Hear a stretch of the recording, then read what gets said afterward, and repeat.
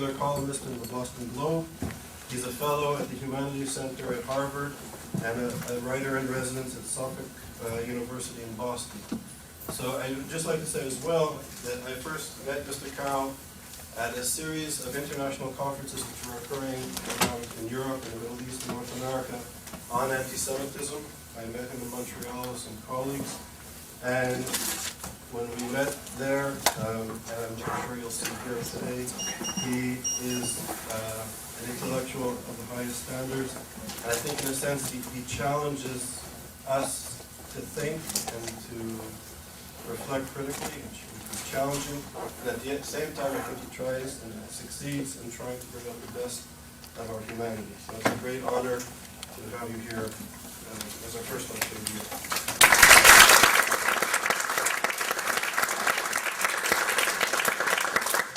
One more announcement. Could everybody please turn your cell phones off? Thank you very much, Charles, and ladies and gentlemen, thank you, and I'm honored to be here with you this afternoon and determined to make good use of our time together. I'm going to speak for 35 minutes or so and hope that we can engage in a conversation about some of the questions that are before us. I honor your earnest, serious attention to this great question, and I'm hoping to be worthy of it. Before I speak, however, I want to say something. I want to say something about this journey that I've been on. It's 3 roads that need a little explaining. I've been on the journey of Constantine's Sword, a book that was published just before 9/11. And right after 9/11, the meaning of this long look at the history of Christian anti-Semitism took on different color, as religious intolerance became the ground of a new and dangerous condition in the world. And the relationship of the old and unfortunately powerful tradition of Christian anti-Semitism suddenly looked different in the context of a new and inflamed, belligerent Islamic fanaticism. And the place of Jews in the world, post-Holocaust, in the time of Israel, in the time of Jewish thriving in the United States of America, also looked different. And every one of our lives has been different. So I've been on this journey that has 3 roads, and only one of them is this long history of Christian anti-Semitism. And I'm going to track through that road with you this afternoon. But the 2 others I want to acknowledge. One, I've been traveling and paying attention over the last more than a year to events at the United States Air Force Academy, where a religious zealotry marked by a determined proselytism has, in an unexpected way, in the United States and in the United States military, singled out for particular attention Jewish cadets. Why is that? And what does it mean? And when I ask that question, I immediately have to pay attention to the other road that I'm on. So 3 roads: anti-Semitism down through the centuries, this contemporary story of religious zealotry confronting the unbelieving other, which is, of course, an echo of this other paradigmatic history of religious zealotry confronting the unbelieving other. And then, because of the accident, the coincidence really, that it's the United States Air Force Academy, I've also been on a road of my own life story, which, because of the peculiar accidents of my life story, turns out to be quite relevant to this long history. My father, an Air Force general, my own being brought of, come of age in an Air Force family, closely attuned to the stresses of the Cold War, my life choice to enter the seminary and become a Catholic priest determined by what I would call nuclear dread when I was a young man in 1960, 61, 62. The Cuban Missile Crisis, some of you are old enough to remember the dread attached to that.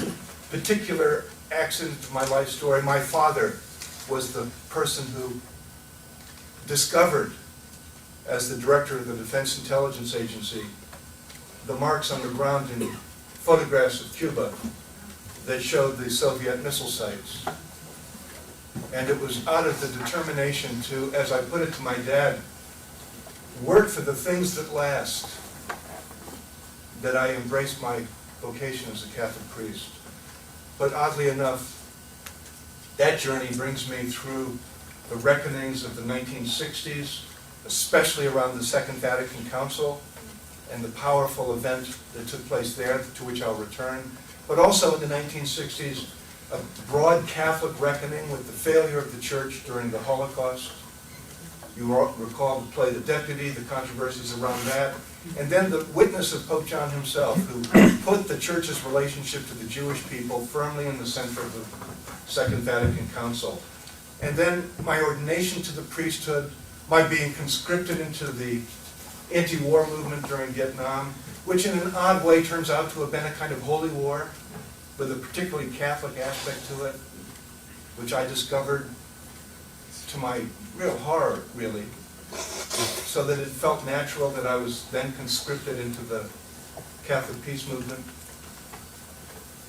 and then begin to question the whole way in which we as human beings have made our peace with the idea of war. So, the Church's war against the Jews, a new religious war that threatens the future, and my own trekking through this life in which religion and war have been totally intertwined. You would think already that this is a set of roads on which somebody's going to get lost. How in the world do you keep these three separate tracks straight? Well, you don't. They actually twist and turn. But they do, in the end, as I've discovered in this work, amount to one road, leading ultimately to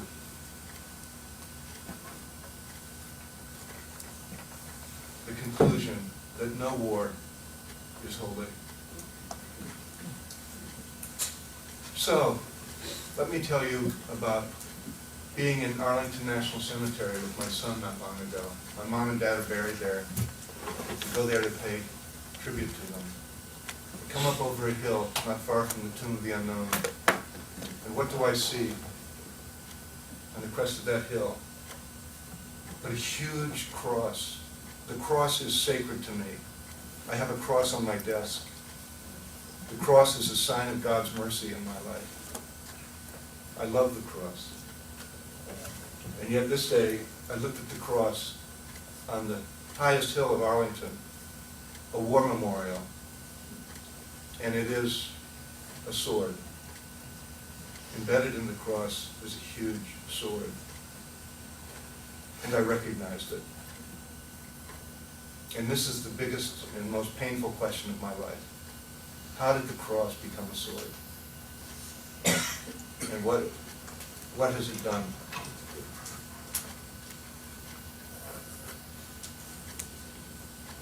So the story begins back there with the cross.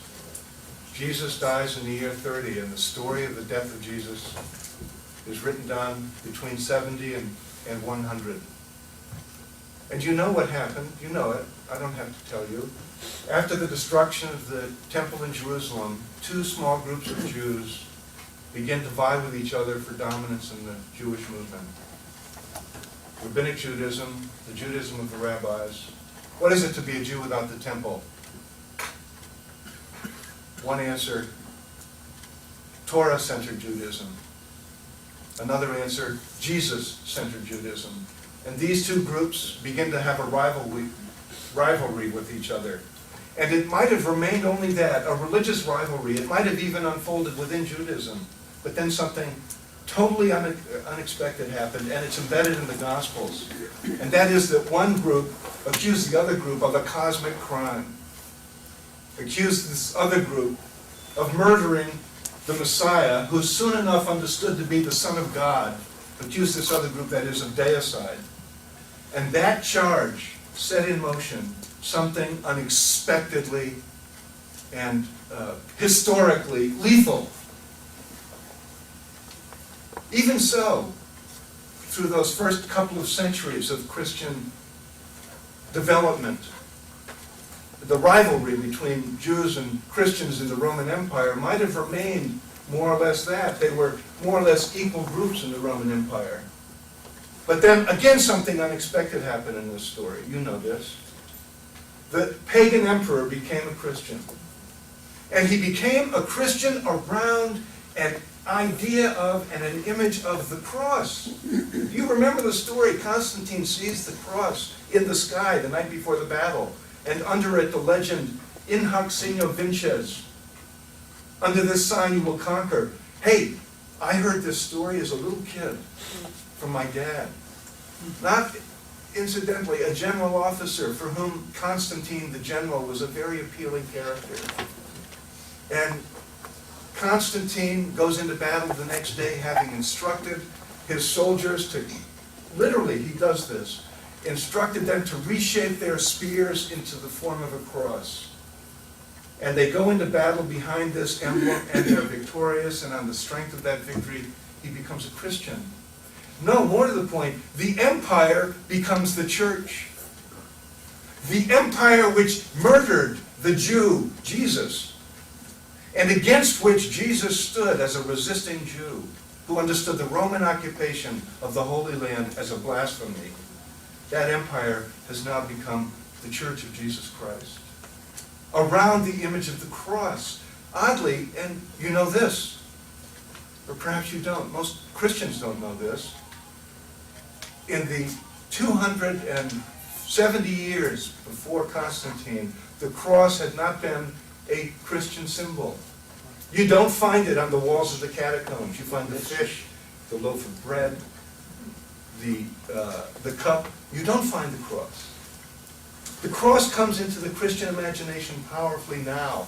And Constantine dispatches, the story says, his mother, Helena, to go to the Holy Land to discover the true cross. My mother's favorite saint. My dad was partial to Constantine. My mother was partial to Helena. We won't get into the Oedipal complications. Since Helena wasn't his wife, Helena was his mother. Actually, there's parenthesis, a story there. Constantine is regarded as a saint of the church, especially in the Eastern Church. He murdered his son Crispus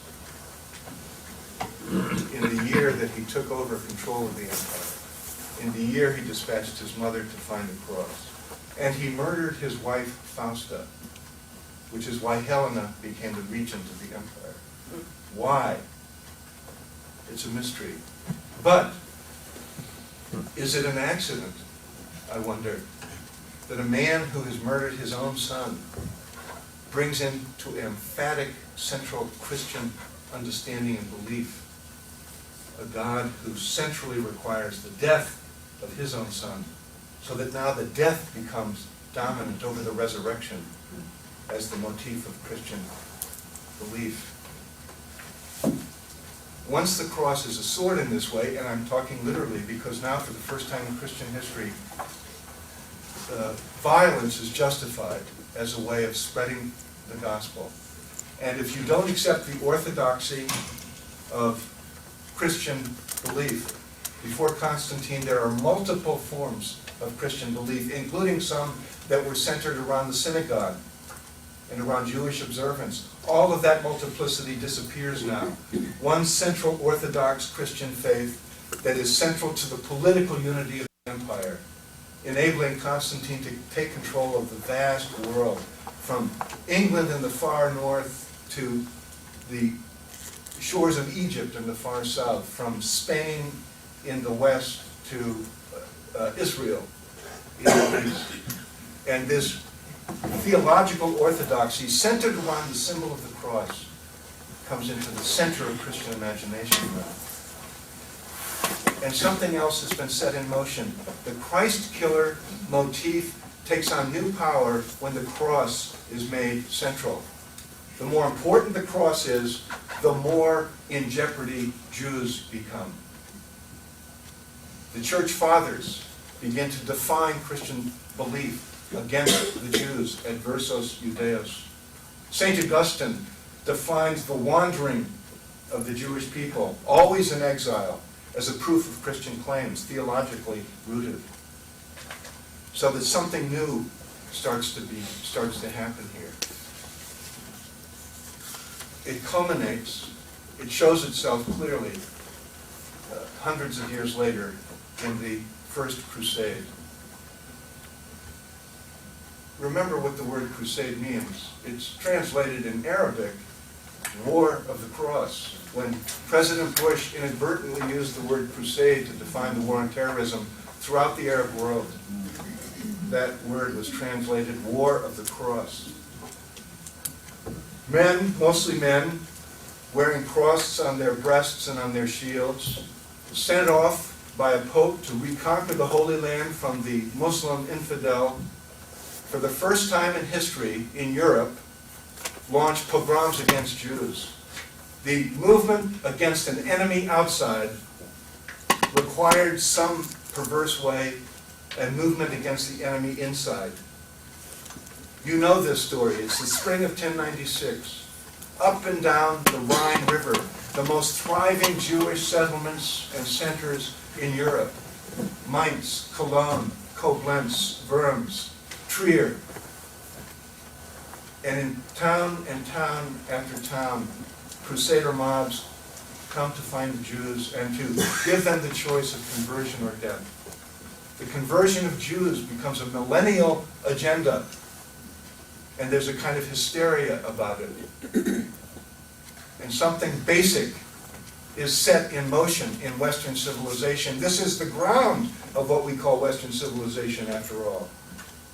And never mind that in Iberia, in this very period, a precious coexistence, Jews, Muslims, and Christians living together under the sponsorship of Islamic caliphates,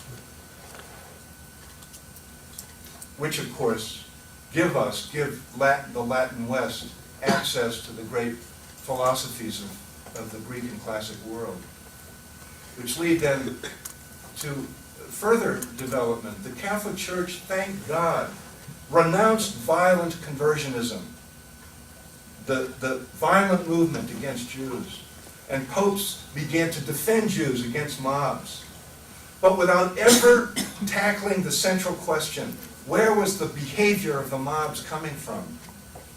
And it was coming from that central embedded charge, the deicide charge.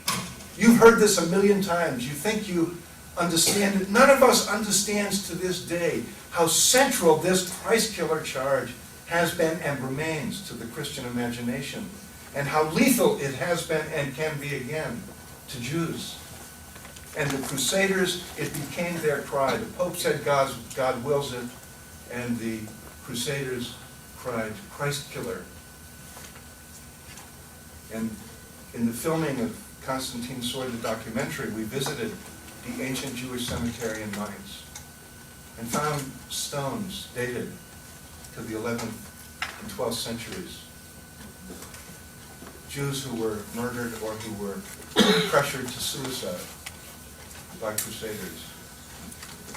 And I had a moving interview with Cardinal Carroll, the Archbishop of Mainz, in the courtyard of his cathedral, in the very place where hundreds of Jews were murdered by Crusader mobs, despite the bishop's attempt to protect them. As if it were yesterday. I said the church renounced the impulse to convert by violence, but in doing so, it reaffirmed in a new way, after the Crusades, the impulse to convert. Ironically, those Greek ideas, Aristotle, that led to a new flowering of rational theology in the Middle Ages, were taken to be a new source of argument against Jews. St. Thomas Aquinas, our greatest theologian, composed one of his great works, the summary of the argument against the Gentiles, by which he meant the Jews. And here are the reasons why we can convince Jews now, based on philosophy, since they for 1,000 years rejected our arguments based on Scripture, why we can convince them now which generated a whole new kind of conversionism. St. Thomas was a Dominican. The Dominicans and the Franciscans were commissioned to preach based on this new apologetic, rational argument.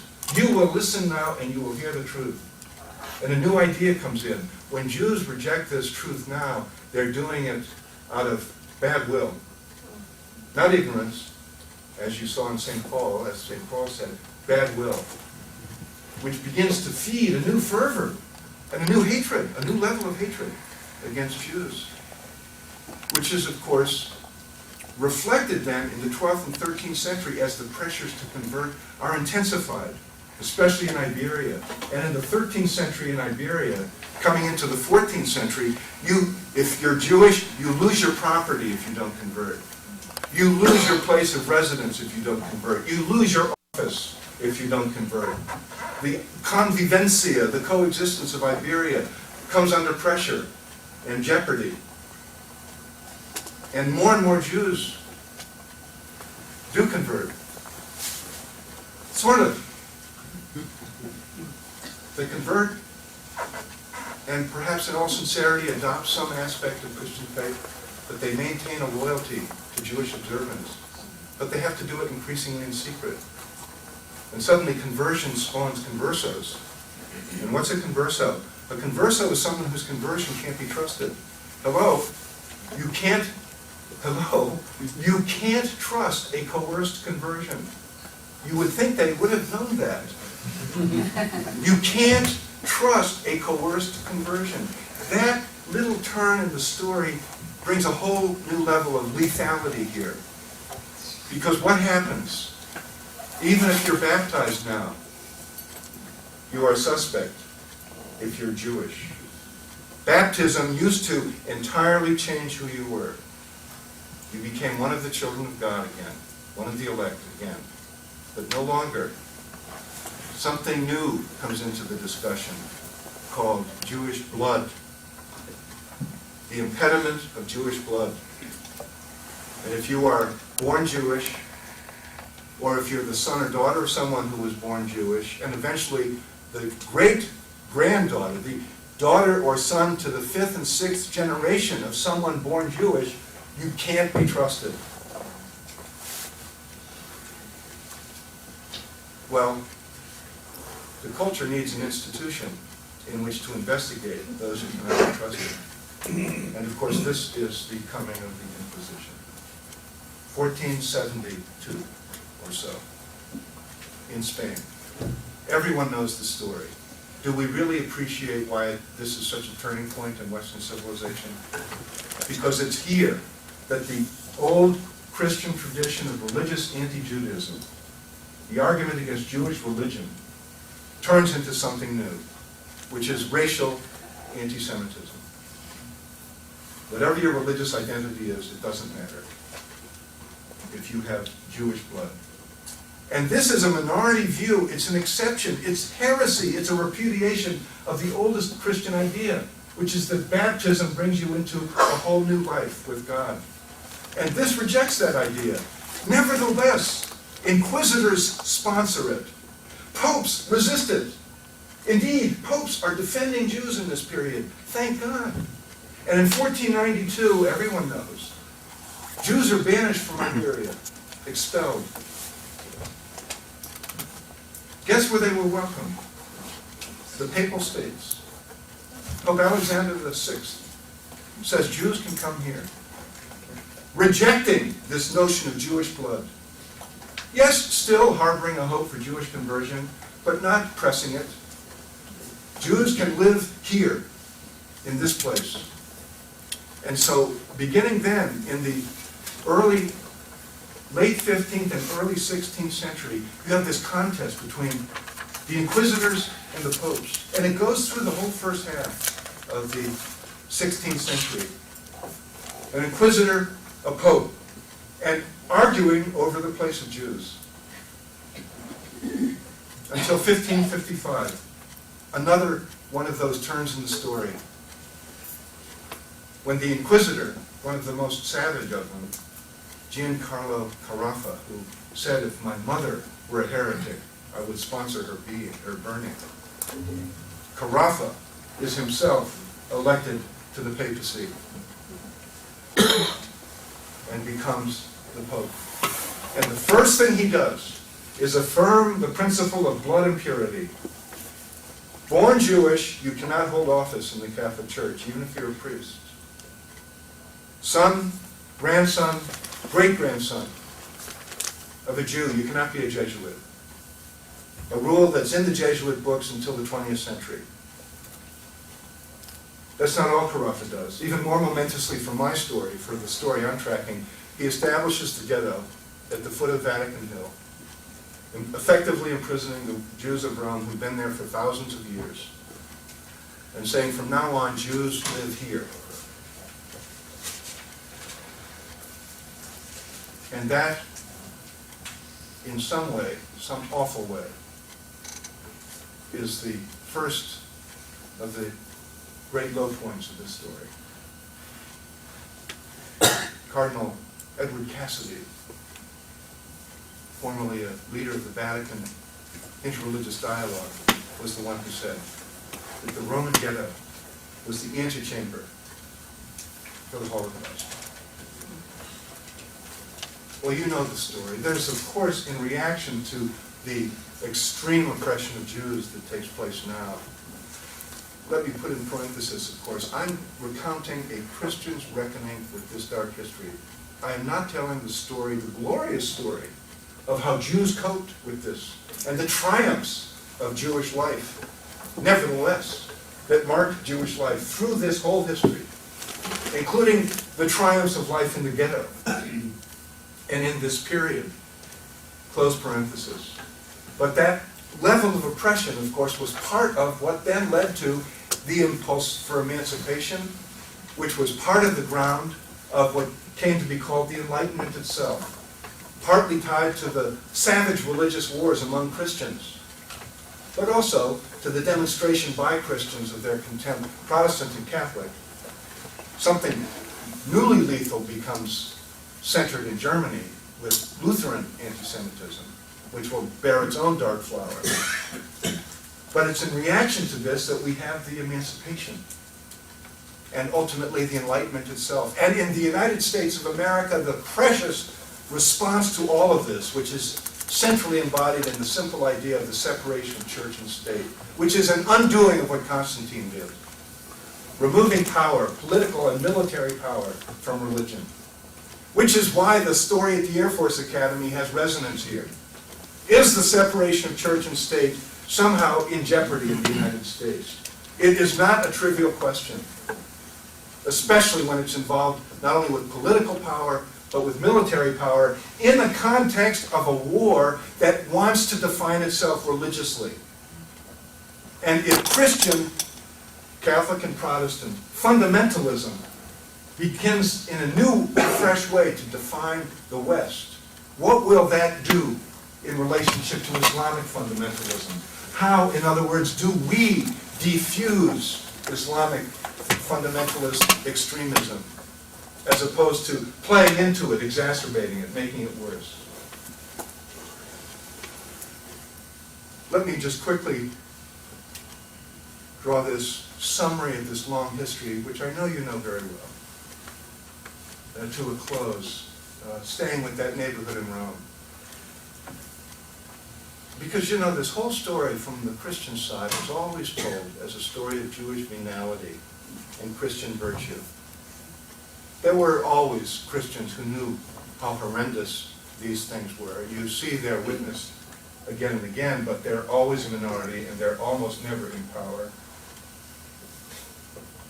And there is this terrible period in the 19th century when the liberation of the Jewish people, which is part of the revolutionary period of Europe, becomes a symbol of the most threatening thing yet to confront the Catholic Church, which is why through the 19th century, and now I'm speaking as a Catholic, the Catholic Church turned its face against modernity and defined all that threatened it again and again by the Jew, which is why every time through the revolutionary periods of that century, again and again, revolutionaries liberated the ghetto in Rome. as the first symbol that this old order had to change. And when the revolutions failed, as they did repeatedly in the 19th century, the papacy reestablished the ghetto as the symbol of the restoration of that order. Until finally in 1870, the last ghetto in Europe is in Rome, the papal city. It's a disgrace to have to admit that as a Catholic. And in 1870, when the revolutionaries take the city away from the Pope, the ghetto is freed once and for all, they thought. Because, of course, it's only decades later, that the regime of the ghetto is reimposed once more with the fascist laws of the 1930s, imitating the Nazi laws in Germany. And the great shame I confront, of course, is I'm a man who was born when my grandfather was still alive, and he was alive when all of those discriminatory regulations and laws against Jews that came to mark the fascist system in Italy, when my grandfather was alive, those same laws and regulations were being imposed by the church. So, how can we be surprised that there was so little offense taken at the fate of the Jews? The glories of historic support for Jews and resistance to fascism and Nazism must always be emphasized, of course. But they must always be emphasized in the Christian conscience as exceptional, which is the challenge to our conscience.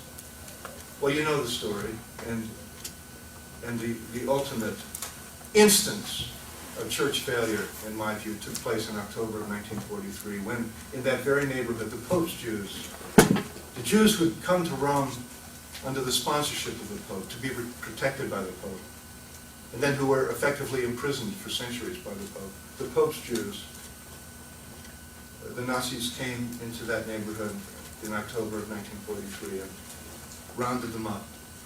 The silence of the Pope has been over and over and over treated.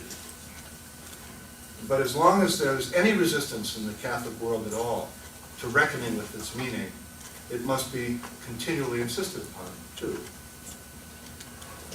And the silence that month is the silence that resonates. What the Pope said or didn't say about what happened in Poland is another question. And there are debates. We don't know because the archives aren't open. What exactly was known, etc.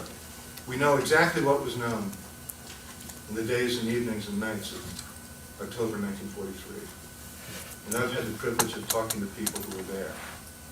And they told me, as one of them said, if only he had done what he did when the city was bombed, saying nothing.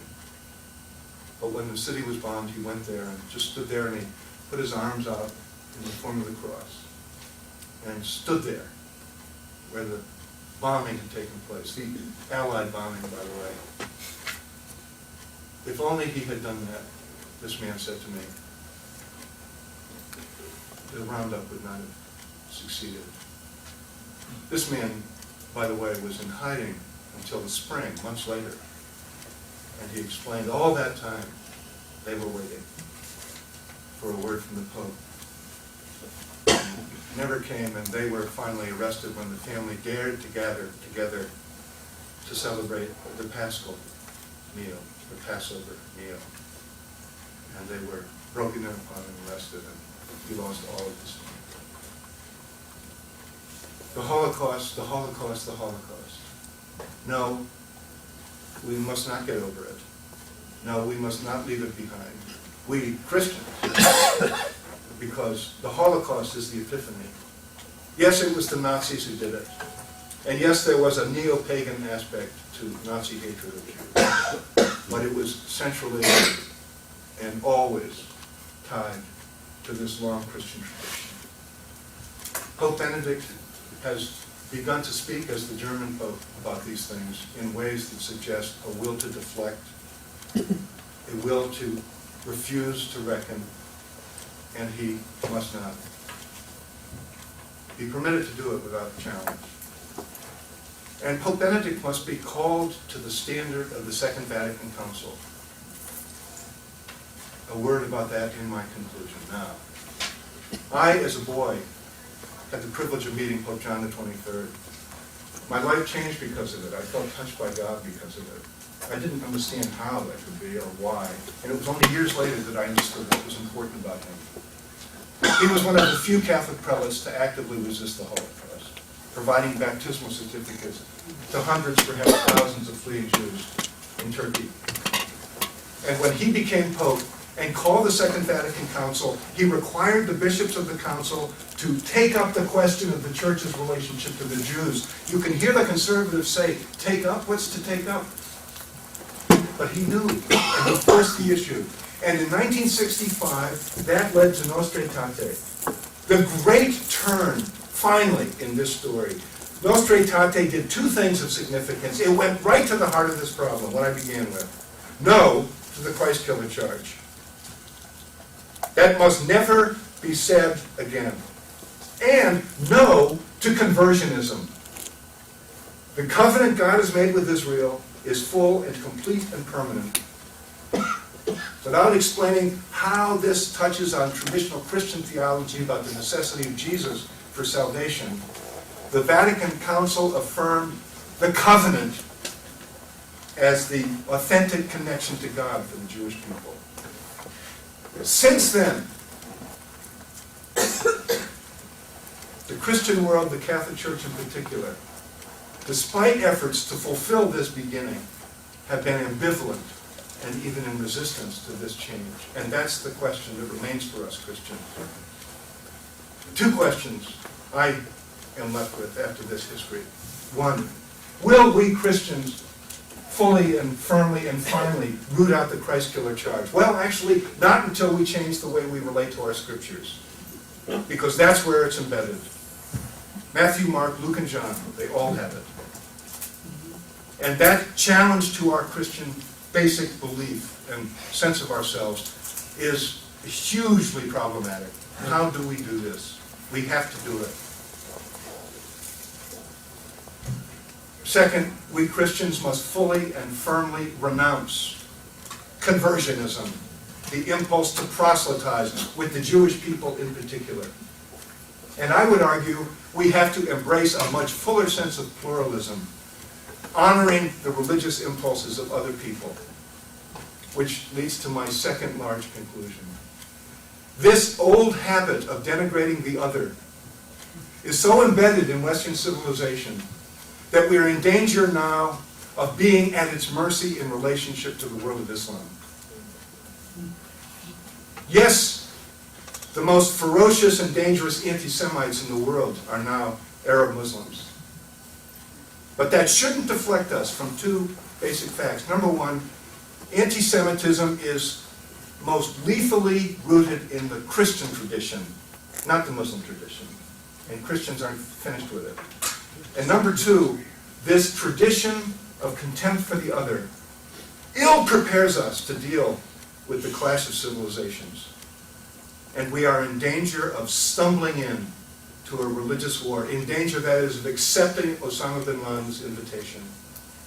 And that's especially true in an America which is uncritical of itself, in its own relationship to power, and in its own assumptions, which I believe are quasi-religious assumptions about America's status as the chosen nation.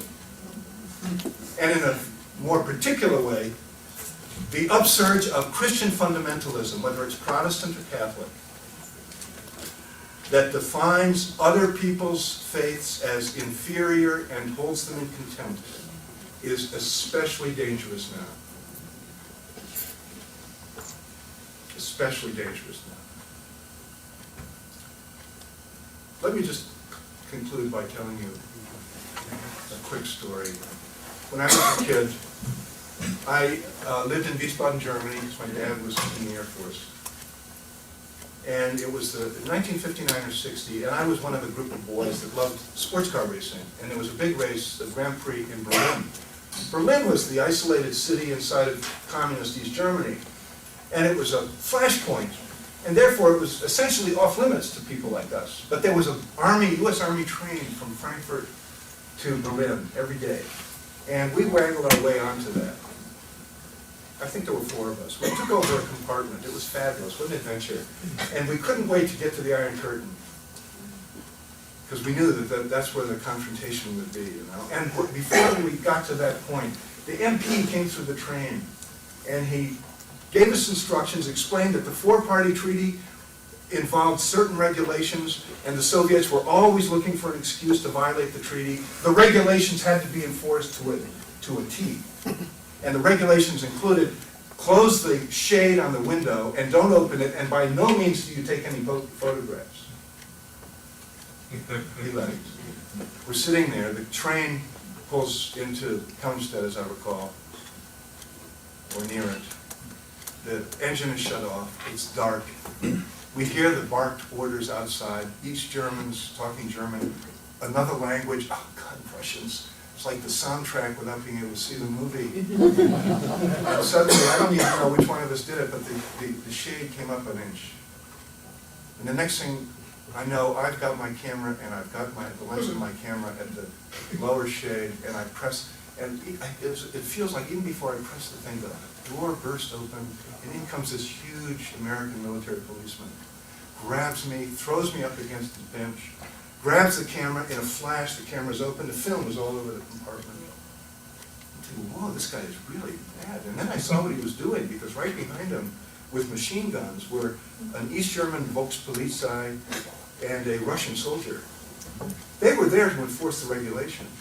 And the MP was showing them that he was enforcing it. And his roughness to us was part of that. And they finally withdrew. And then he wrote us up. And when he looked at my ID card, he saw that my father was a general. And he looked at that, and he decided, he chose not to write me up. He said to me, at this altitude, my nose bleeds. He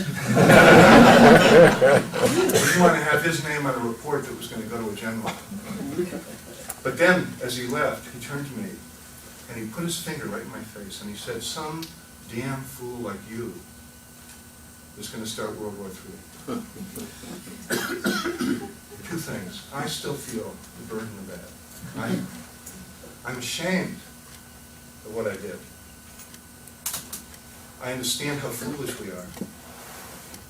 And I've thought of this story repeatedly in recent days and months as I watched the foolishness of my own government.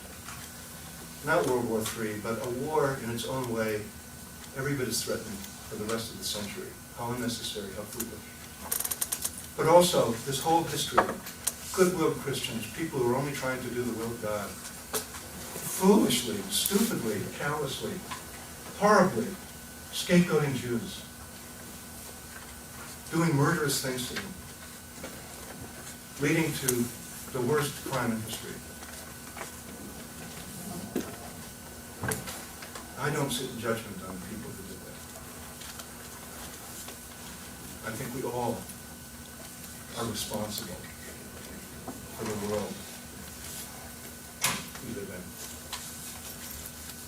This is my Christian attempt to reckon with this history. I believe, actually, that every human person, every group, every religion must do their own version of reckoning like this. Even while I say almost no other group has reckoning to do like Christianity. But I wouldn't want to leave you thinking that I feel morally superior to my own tradition. And I wouldn't want to leave you thinking I've invited you, wherever you are in this story, to leave here feeling morally superior to it either. Because finally, moral superiority has been the problem.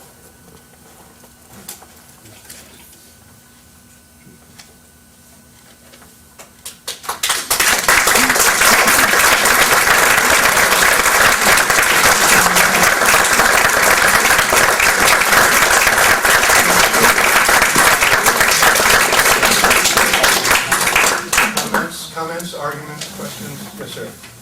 Just one comment I'd like to make. This is a history I've learned from, and I I come from a country that has certain relationships with Islam, and I've lived here 40 years and loved it, and I have some religious background.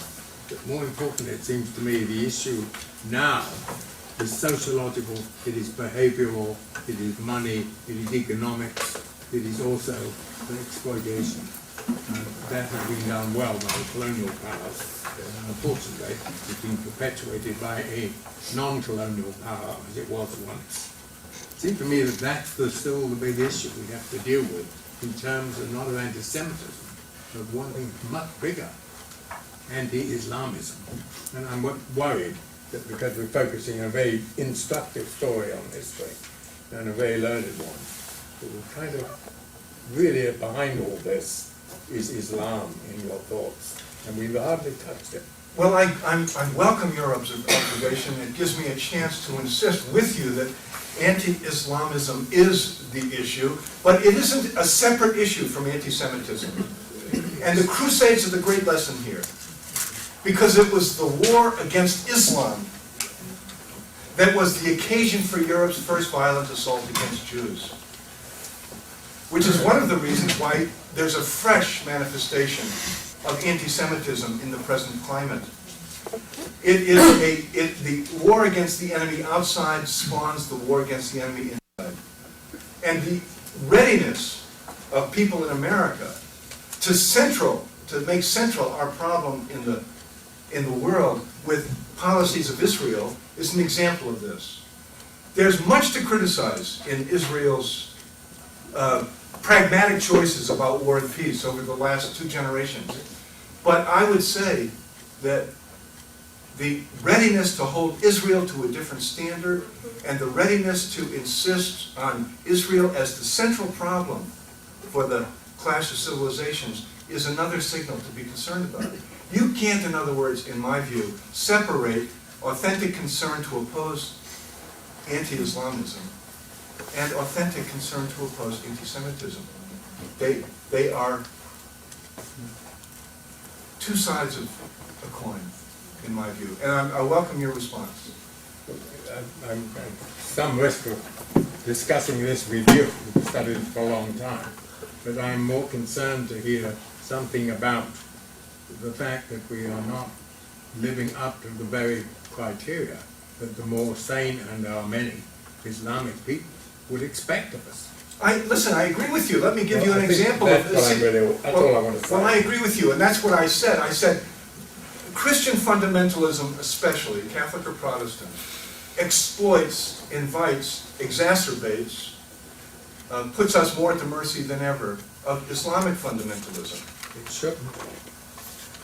It does. It ignites reactions that I think are understandable and predictable. When Pope Benedict says that, quoting a medieval source, says that everything that came from Muhammad is evil. And of course what Pope Benedict is doing here is affirming the central Christian character of Europe. That's behind what he's doing. His argument is about Europe. And his argument against Islam as the irrational religion, as opposed to Christianity, which is the rational religion. Christians are rational, therefore we don't have to proselytize by violence. We can make the case for our beliefs non-violently. That's the advantage of Christianity over Islam, which is by definition violent. This is an inch below the surface of what the Pope said. That expression of contempt for the tradition and history of Islam gives a religious underpinning to the callow and mistaken reference of President Bush identifying the war on terror as a crusade. So I completely agree with what you're saying. What I'm insisting against, and this is actually, it's hard to insist on this because the conversation about anti-Semitism has been so corrupted in the last few years. If you're concerned about anti-Semitism, you must hate Palestinians. Or if you're indifferent to anti-Semitism, you're indifferent to Israel. That breakdown of concern is deadly right now. We have to insist that religious triumphalist fundamentalism of whatever stripe is the problem, and we must check it. Someone else, Excuse me, yes, can I ma'am. just interrupt for a second? In this Q&A, if you wouldn't mind for waiting for our camera to come to you before you and then if you wait till they come back to you to give your answer. So it'll slow things down a bit, but I think it'll give everyone a chance still to do their thing and be on camera. And we're also going to pass out some questions. Not that you don't all have good questions of your own, but if anybody has a chance and wants to ask some of these, we'd love to get your version of these. Okay? So we're going to pass them down. And thanks for your patience with this process, folks. Yes, ma'am. I would like to make a comment and the vice question. My first comment is that in 1947, 2 years after the gates of Auschwitz were opened, I was prepared in Cologne for First Communion. And I still remember, like it happened yesterday, that the parish priest who was preparing us for this sacrament referred to the Jews as those stubborn, stiff-necked Jews who had refused to recognize Jesus as the Savior. And in retrospect, at the time I didn't even know who were the Jews. To me, they were, I was 7 years old. There were some ancient people like the Phoenicians, because there were no Jews in Germany. The question I would like to raise is that the now retired Cardinal Lustiger is commonly referred to as the Jewish Cardinal Lustiger. Now, you're either Jewish or you're Catholic. Why is this cardinal, now retired, still referred to as the Jewish? It reminds me very much of once a Jew, always a Jew, and Jewish blood, etc., etc.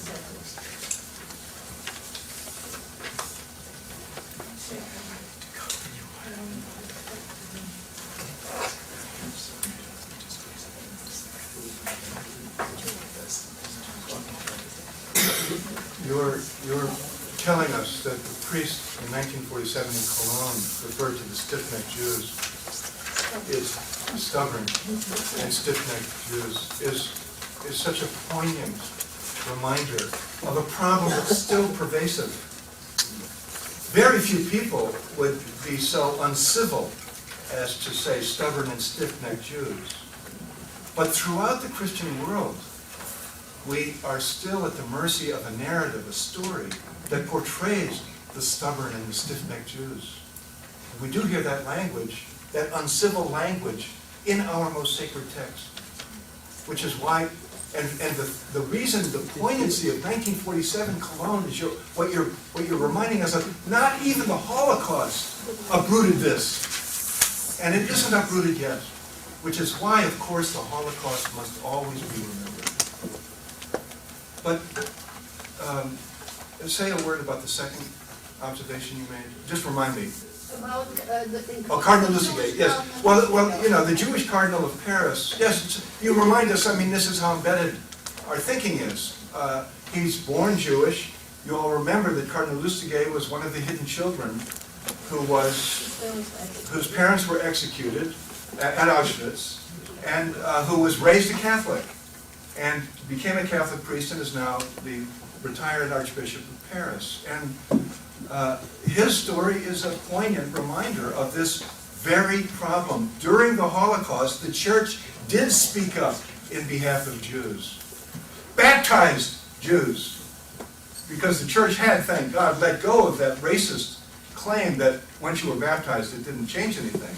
So the church is now affirming that baptism does make you a full member of the community. But the church was indifferent, essentially, with some exceptions, some few exceptions, indifferent to the fate of Jews who were authentic and complete and permanent Jews.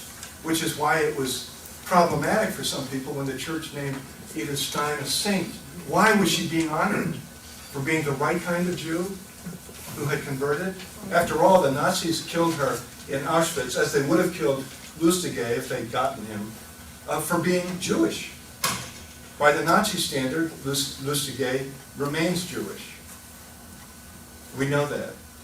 Edith Stein, the story of Edith Stein is one of the most poignant and painful stories here, that she should be a point of conflict between Christians and Jews, because she herself would have had nothing to do with that.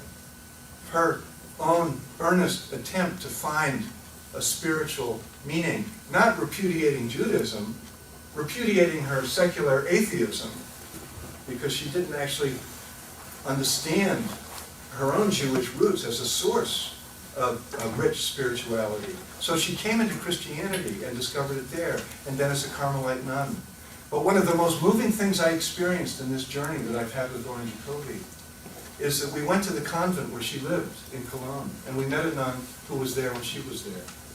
And she gave me a copy of the letter that Edith Stein wrote to Pope Pius XI in 1933, within weeks of the Nazi boycott of Jewish businesses on April 1st. And it was a firm demand even, not request, demand, that the Pope speak out against what she called the extermination of the Jewish people. And the letter was never answered. And later, closer to the time when she died, 1942, as she was fleeing Germany after Kristallnacht, she wrote in her diary, I wonder, some version of this, I wonder if my letter ever comes to the Pope's mind now, after all that I predicted has come step by step to be true. Yes, sir. I read an account in this book about a diatribe by Sean O'Malley, the Archbishop of Boston, who had a diatribe against you. Yes. Does it clarify why he stubbornly indicted you? If it's the indictment I'm thinking of, it had to do with my criticisms of Pope Pius XII. And I believe, I remember Archbishop O'Malley, now Cardinal O'Malley, published a firm rebuttal defending Pope Pius XII. If he still believes that, this is a few years ago, Cardinal O'Malley and I simply disagree. And I do not believe that Pius XII was a war criminal. I don't believe he was worse than other leaders. Churchill and Roosevelt could have brought Jews into Britain and America and didn't. Not even the minimal quota of Jewish immigrants was being met during the early years of the Holocaust in the United States. That's a disgrace. Pius XII was typical of the leadership of Europe and the West. He shouldn't be singled out for special censure, in my view. My simple point is, as long as there is a movement in the Vatican to make him a saint, I feel obliged to continue the criticism. Because even though he was no war criminal, he was no saint. And that's the simple point. He was a Catholic who did the best he could do as it was given to him to see it. And I meant what I said before. I do not sit in judgment on him or any of the other bystanders or even perpetrators. I pray to God I would not have been a perpetrator. I recognize the bystanders. Knowing what they knew, believing what they believed, would I have behaved differently? I hope so, but I can't claim it. The point of doing history isn't to sit in judgment on the past from a position of moral superiority. It's to understand what human beings did in their circumstance so that we will recognize those circumstances when they're presented to us. That's the point. Yes, ma'am. And then I'll come over to this side. Yes, ma'am. For me, the most striking takeaway from your talk is the challenge to moral superiority, which I really appreciate as a Catholic. And my question is, and it's a genuine concern, which is, since moral superiority has a component of distancing ourselves, is there a danger when we talk about fundamentalism in any religion that we would internalize that sense of superiority to those people, that we would distance ourselves from those people and somehow they would become demonized, even where we can hold beliefs that are different? How do we genuinely not make those people the problem?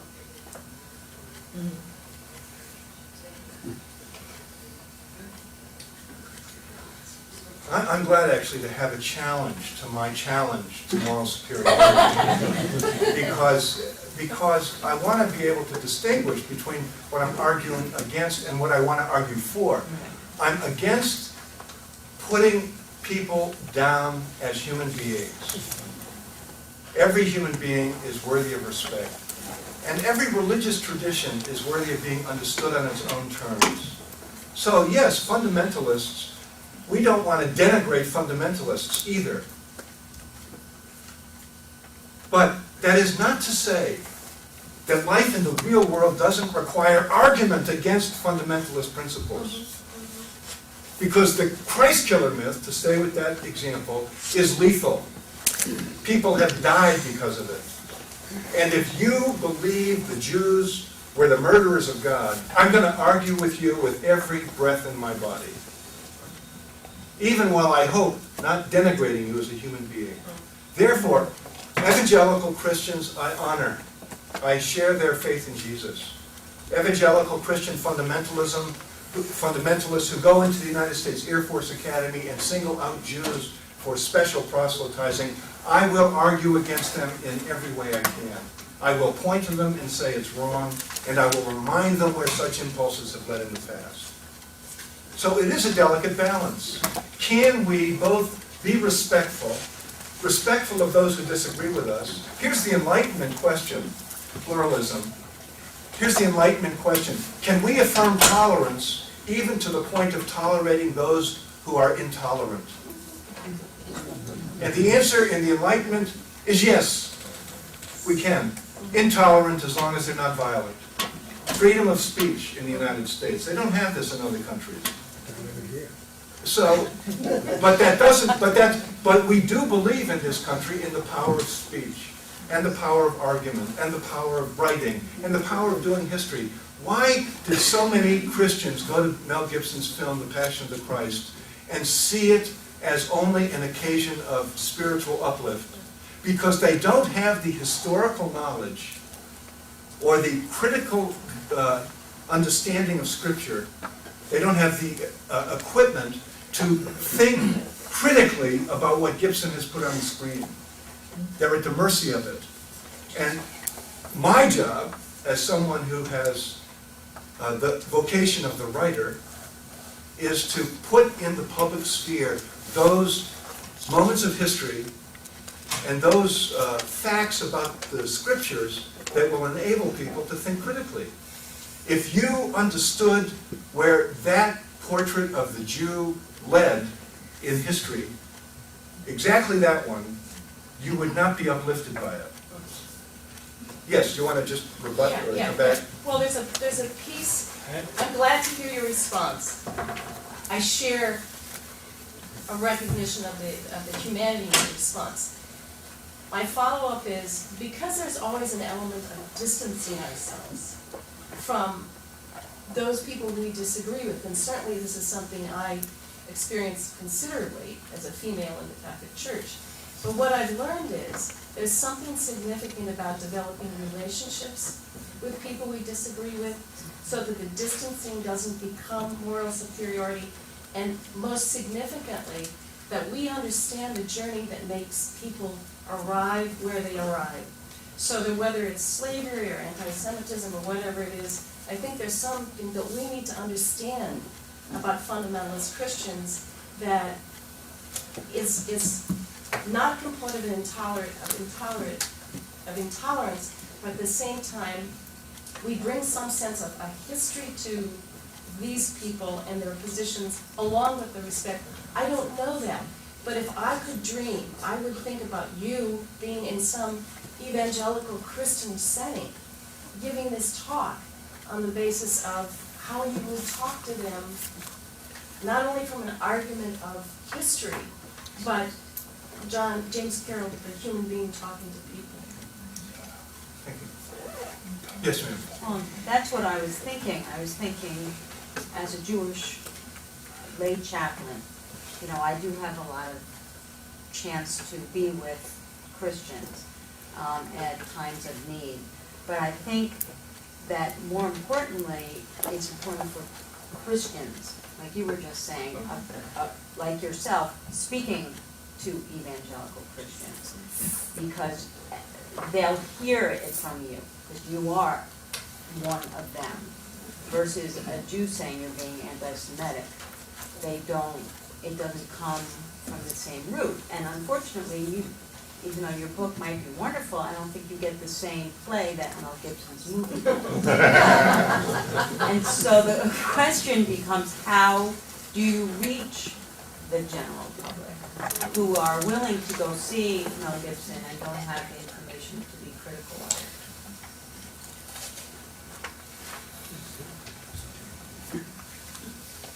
Well,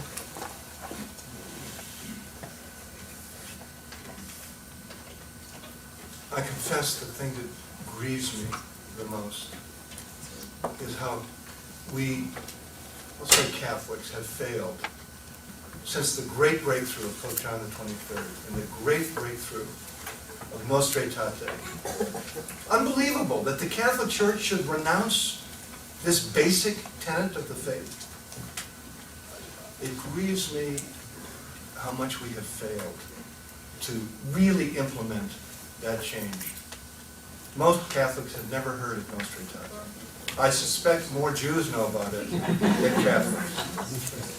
And that is a grievous failure.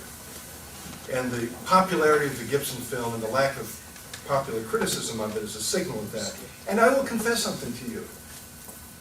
This is very personal to me. I was a Catholic priest. I came of age with John the 23rd. I was a Vatican II priest. I was trained in it. I'm passionate about it. I was in a position of Catholic leadership. I'm not anymore. I'm a Catholic. I'm a loyal and faithful, I would also say practicing Catholic, getting better, you know. But I'm not in a position of leadership. If I had stayed in the priesthood, maybe I would be.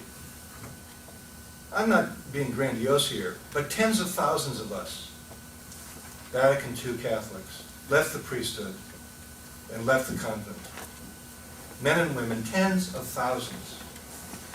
And we got it about that change. And one of the problems we had immediately was with authority that wasn't getting it. And the odd irony is that Vatican II gave us the freedom to claim our identities in conscience as Catholic lay people, which is what I've done. I look back now, though, and I recognize that I am part of why the Church has failed to implement and make permanent the revolution of the Council. And every time I see a signal that the Council is being rolled back or forgotten, I feel a little guilty. Yes, sir. Two-part question. Just following on that first part. It almost sounds like you're saying that we need a little rewriting of the New Testament there, the first 4 chapters, or at least an annotated footnote. Is that what you're suggesting? And then the second part is, in your conversation about fundamentalism and Christian fundamentalism, you sort of draw moral equivalence almost between Islamic fundamentalism and Christian fundamentalism. But that may be true up until a point. But the point we're at now, that's not true. And can you just address that? Let me take the second point. They're both incredibly important questions. How in the world can I even seem to draw a moral equivalence between Islamic religious violence that includes suicide bombing, the implementation of suicide as a mode of warfare? How can I even seem to imply any kind of equivalence with that? I don't want to. I think that the nihilist grip of the death wish on whole sections of Arab Islam is a terrifying and terrible development. And there are many ways to understand it, many ways to account for it, only some of them religious. Some of them are about colonialism, some of them are about oil, some of them are about the legacy of terrible oppression from the West, etc. Nevertheless, renouncing that and comparing it to nothing, it's important, I agree with you. Having said that, though, and also I would say, I don't draw moral equivalence between Christian evangelical proselytizing at the academy and the rigorous and violent conversionism that led to the Inquisition. I'm not drawing moral equivalence here. But I suggest that it's important for us to recognize the common impulses that lie beneath the surface of these things. Aware, for one thing, for example, as a Christian, that we as Christians have in the past been guilty of our version of this very thing we see in Islam now. Crusaders were suicide bombers of their time.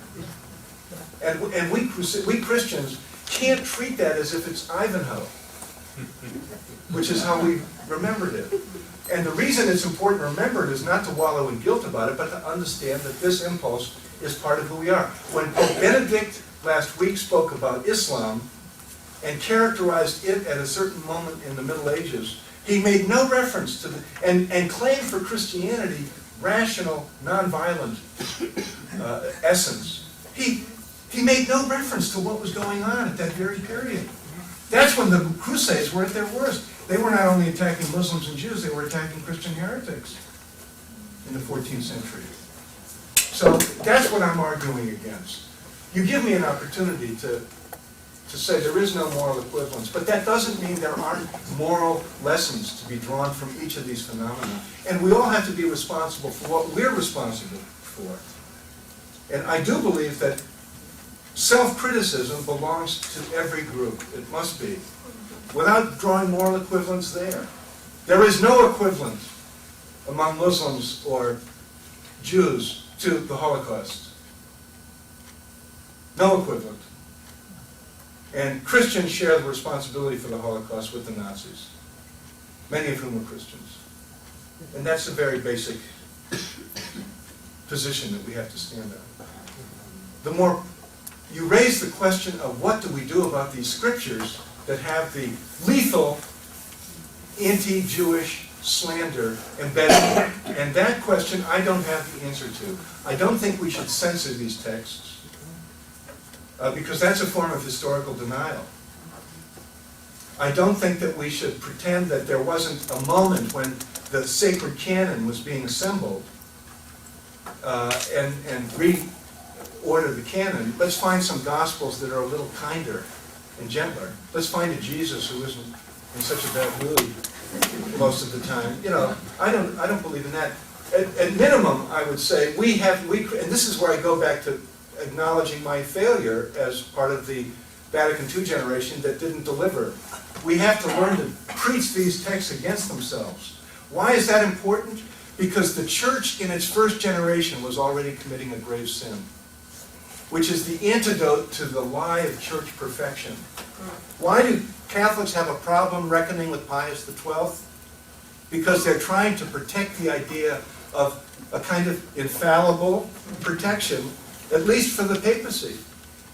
And yet, in the gospel texts themselves, the Christians not only are showing themselves hatefully in conflict with Jews, but their failures are part of the story. The first pope, after all, in the Catholic memory was St. Peter, who was with Judas in betraying Jesus.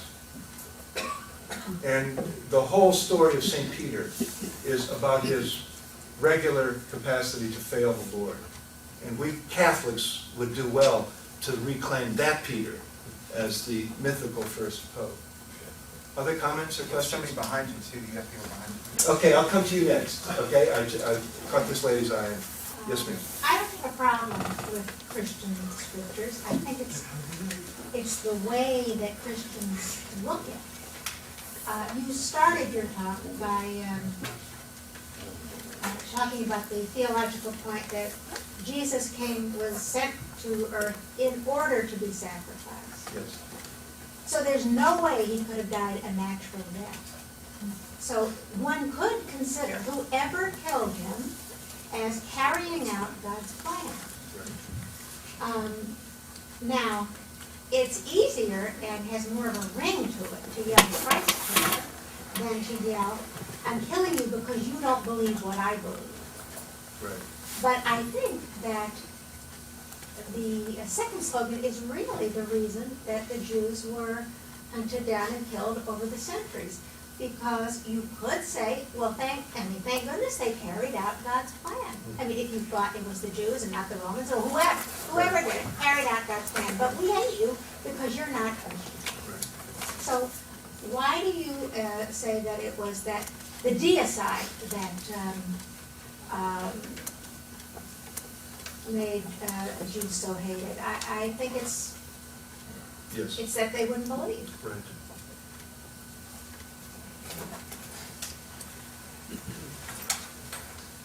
Well, you make me want to return to the idea of the cross. Why is the cross so central to us in our Christian imagination?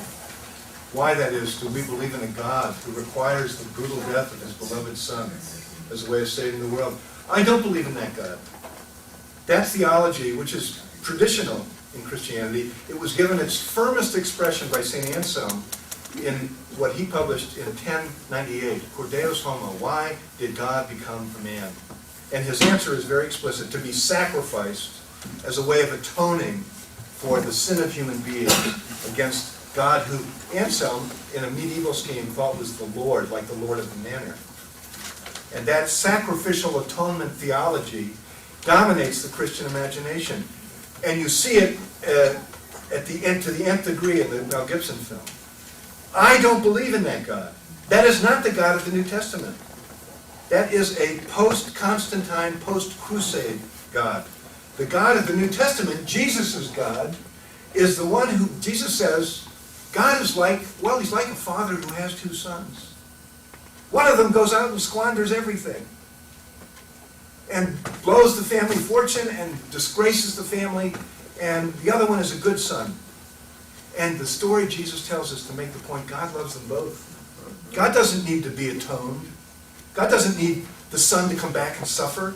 In fact, when the guy has blown through his fortune and is penniless and decides to come home in the story Jesus told, this story is famously called The Prodigal Son. It should be called The Prodigal Father, prodigal being overflowing. The Prodigal Father. God loves everybody just by virtue of having created them. God doesn't need you to believe in Jesus. And if you do, God doesn't need you to have suffered like Jesus did. That's the story we have from the mouth of Jesus. And that's the antidote to this brutal, bloody, sadistic, awful atonement theology that portrays a God who is a crusader God.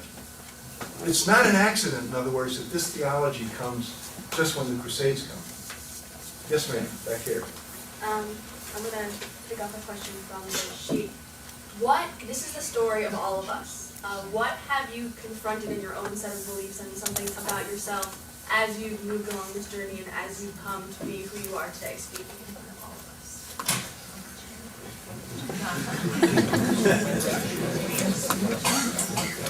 That was on the sheet.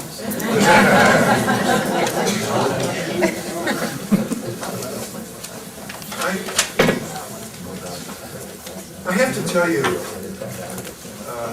those three roads I told you about, right? Christian anti-Semitism, the long history going back to the Gospels, coming through the Holocaust to Nostra Aetate. The story of religious zealots at the Air Force Academy in the context of a war that wants to be religious. And then my own story, my dad and mom in the military coming of age through the Cold War and the war in Vietnam.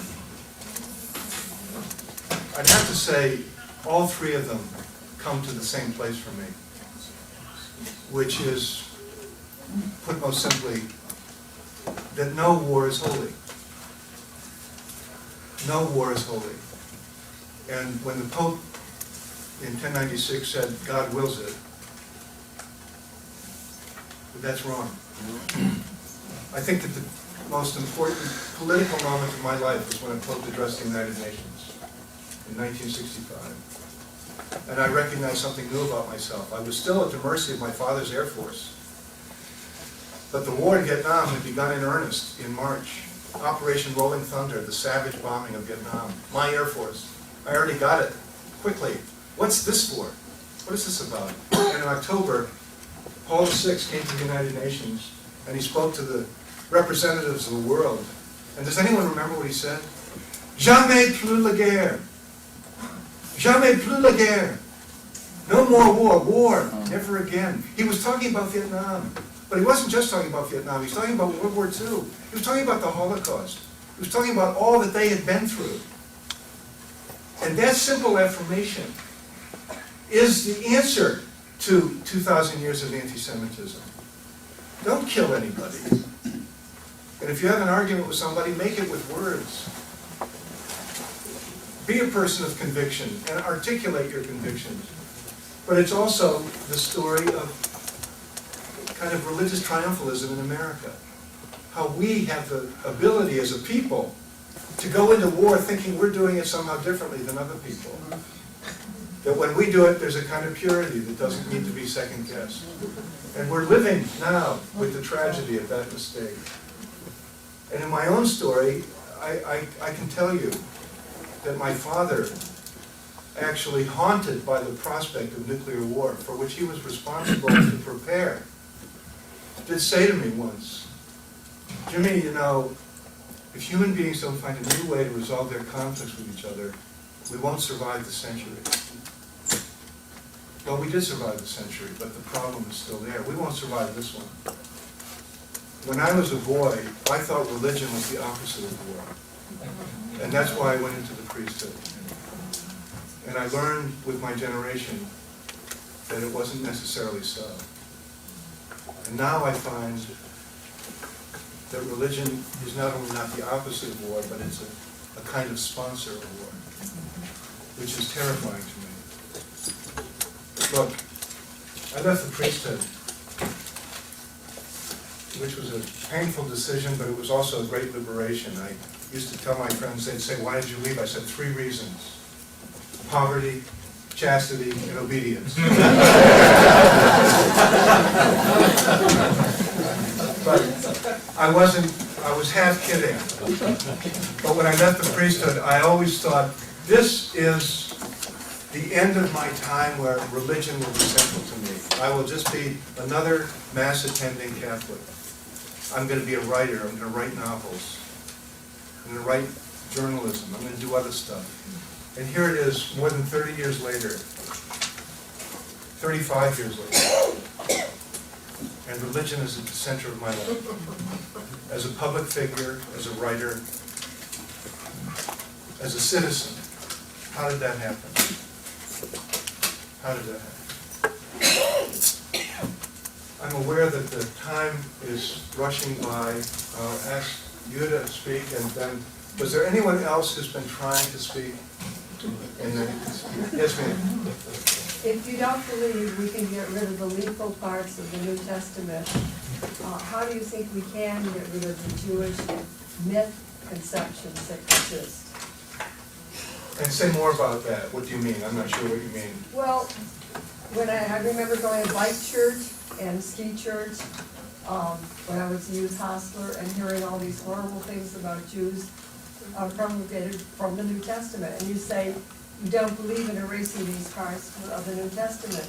And how do you have any suggestion how we get rid of the Jewish MYTH conceptions that persist? Yes.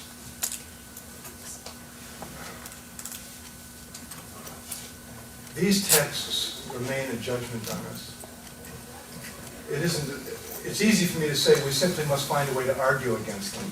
But in truth, I understand that very few ministers and preachers and priests do that. And very few Christians know what's wrong with these problematic texts. And that's something about which I feel terribly conflicted. I'm committed myself to the tradition. I don't believe in a kind of crass way that God ordained these books. But I do believe in a way that's, I think, true to the biblical tradition, that God has ordained these people. We are of the people Israel, we Christians. And we accept the holiness of the book, which I want to protect. But every aspect of that book, and by now I mean the Christian Testament and the Jewish Testament, the Hebrew Scriptures, are full of problematical texts. Ask slaves, or ask women. Well, a lot of you don't actually have to ask women. The problematical texts of Scriptures are rampant. How do we live with them? I asked Elaine Pagels, the wonderful Scripture scholar, this very question, and you know what she said? We live with them the way we live with the dark side of our lives as Americans. Do we deny that we used the atomic bomb in Hiroshima? Can we reckon with the fact that it was unnecessary? Or do we have to go on with this self-deception that we had to use it to end the war? Historians are almost unanimous now. The Japanese would have surrendered promptly without it. I'm sure people here disagree with me about that. But that's another example. Can we confront the dark side of America? It's our problem as citizens. It's equivalent to my problem as a believing Christian. Can I live with and work to change the dark side of my Christian tradition, even including my sacred most, beloved most texts, the Gospels I love? It's a version of the thing I began with. I love the cross. I love the cross. And how do I live with the fact that it's been turned into a sword? Yes, sir.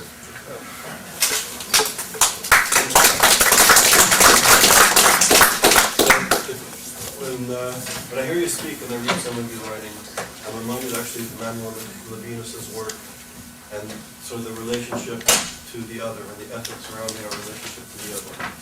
And it's inspiring and it's a difficult journey. So in that light of the other and the history of diocide and the history of spreading the gospel, the history of conversion within the church, and especially, I guess, with the New Testament and the New Covenant, in a sense, that Christianity represents, is the existence of the Jewish people not only a thorn in the side of Christianity, but threatens to negate the Christian narrative. And if that's so, how do you resolve that? And Israel, yeah. Well, first of all, let me say I've been compared to Emmanuel Levinas, which is a deep honor, although I now understand why I don't understand myself.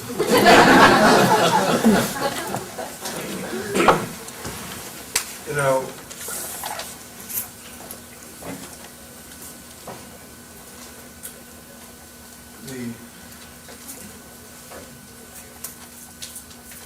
in a way, the most horrible thing about the Holocaust is that it worked.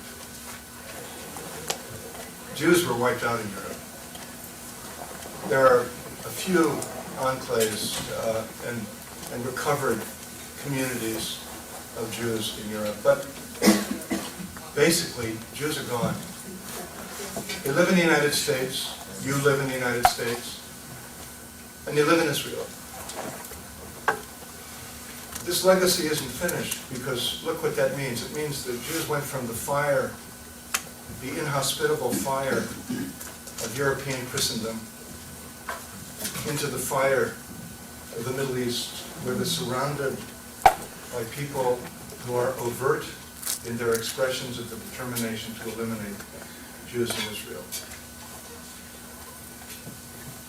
Leave aside the ample reasons there are to criticize the policies of the government of Israel. When you look at the state of Israel through the lens of 2,000 years, and understand, first of all, that the establishment of the state in 1948 is a reversal of St. Augustine's theology of the eternal wandering, people forever in exile, and the profound theological significance of Pope John Paul II's recognizing Israel in 1994, and then his visit to Israel in 2000 to honor Jews at home in Israel. You understand the possibility of this recovery from the demonizing of the other. But it is only a beginning, profound as it is. And much in the way that Jews are only beginning, yet again, in their recovery from the genocide that nearly worked. in the United States and in Israel mainly, with a future that's undetermined but fraught. So Christians are only beginning in recovering from their part in what made this fate come about. Only beginning. It will help, it helps me, I think it will help us all to understand that we're at the beginning of something. The most important determinant of the future, however, is how we remember the past. And that's the point of this work, that's the point of the journey down that long 2,000-year-old road. Also the journey through one's own life, which everybody has to do, in memory. And through the contemporary challenge of a war on terrorism, which threatens to be religious, including an upsurge of, let's call it what it is, dangerous religious triumphalism in the United States. And all of that leaves us actually enlivened and determined. That's what history does, and that's what an authentic look at what we're dealing with does. You look it in the eye and you find the power to defy it.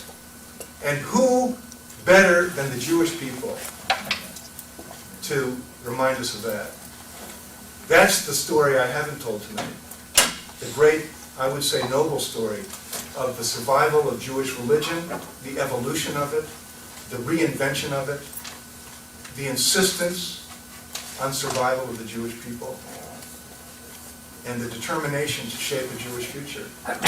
And anyone who's attuned to that has to be encouraged by it, has to support it, I would say, and has to be grateful for it. I want to thank you very much for the opportunity to be with you. I want to thank you all very much for being with us this evening.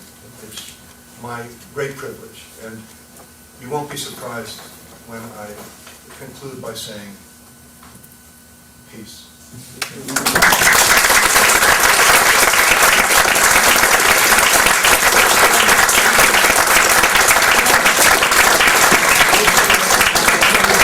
I have a couple of brief announcements. First of all, if you want to be put on our mailing list for future seminars, you can see me on the way out. On October the 12th and 2 Thursdays from now, Erwin Kotler, who's a professor of law, human rights law, former Minister of Justice of Canada, will be speaking. And you're all invited to an informal seminar, informal reception upstairs for some snacks and stuff. What is your subject? I don't know. It's the new